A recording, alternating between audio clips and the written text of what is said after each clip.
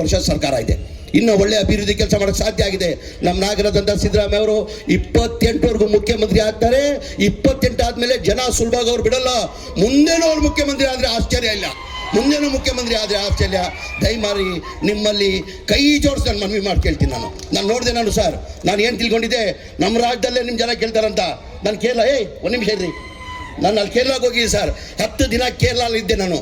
ಕೇರಳದಲ್ಲಿ ಎಲ್ಲೋಗಿ ಕೊಚ್ಚಿ ಎಲ್ಲೋದ್ರು ಸಿದ್ದರಾಮಯ್ಯ, ಕೊಚ್ಚಿದಲ್ಲಿ ಹೋಗಿ ಸಿದ್ದರಾಮಯ್ಯ, ಟ್ವೇಂಡ್ರಮ್ ಹೋಗಿ ಸಿದ್ದರಾಮಯ್ಯ, ಕಾಸರಗೋಡು ಹೋಗಿ ಸಿದ್ದರಾಮಯ್ಯ, ಎಲ್ಲೋದ್ರು ಸಿದ್ದರಾಮಯ್ಯ ಸಿದ್ದರಾಮಯ್ಯ ಸಿದ್ದರಾಮಯ್ಯ ಅಂತಾರೆ. ಇವತ್ತು ಮಾಧ್ಯಮ ಸ್ನೇಹಿತರು ಕೇಳಿದ್ರು, ಸರ್ ಏನು ಸರ್ ಕುಮಾರಸ್ವಾಮಿ ಅವ್ರು ಹಿಂಗಂತಾರಂದರೆ, ಇಲ್ಲ ಸರ್ ಅವ್ರು ಭಾಳ ಹೊಟ್ಟೆ ಕಿಚ್ಚೇನಾಗಿದೆ. ಅವರಿಗೆ ಒಂದು 2007ರಿಂದ 8ವರೆಗೂ ಮುಖ್ಯಮಂತ್ರಿ ಇರುವಾಗ ಕುಮಾರಸ್ವಾಮಿ ಪಾಪ್ಯುಲಾರಿಟಿ ಸಿಕ್ಕಿದ್ದು ಸಹಜ, ಅದು ಸಿಕ್ಕಿತ್ತು ಅವ್ರಿಗೆ, ಇಲ್ಲ ಅಂತ ಇಲ್ಲ.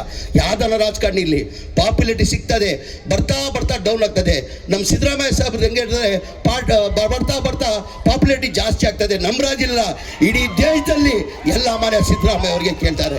ದಯಮಾಡಿ ಇದು ಸಿದ್ದರಾಮಯ್ಯ ಮರ್ಯಾದೆ ಪ್ರಶ್ನೆ, ಇದು ಸಿದ್ದರಾಮಯ್ಯ ಅವ್ರ ಮರ್ಯಾದೆ ಪ್ರಶ್ನೆ. ಉಮೇಶ್ ಅವರು ಕ್ಯಾಂಡಿಡೇಟ್ ಇಲ್ಲ, ಉಮೇಶ್ ಭೇಟಿ ಅವರು. ನೀವೇನು ತಿಳ್ಕೊಳ್ಬೇಕು, ನಮ್ಮ ನಾಯಕರಾದಂಥ ಮುಖ್ಯಮಂತ್ರಿಗಳಾದಂಥ ಸಿದ್ದರಾಮಯ್ಯನೇ ಕ್ಯಾಂಡಿಡೇಟ್ ಅಂತ ತಿಳ್ಕೊಂಡು ತಾವು ಹೆಚ್ಚಿನ ಮತದಲ್ಲಿ ಅವ್ರು ಗೆಲ್ಸ್ಕೊಂಡು ಬರ್ಬೇಕಂತ ಕೈ ಜೋಡಿಸಿ ನನ್ನ ಮಾತನ್ನು ಕೇಳಿ ನನ್ನ ಮಾತು ಮುಗಿಸ್ತೀನಿ. ಜೈ ಹಿಂದ್, ಜೈ ಕರ್ನಾಟಕ, ಜೈ ಕಾಂಗ್ರೆಸ್.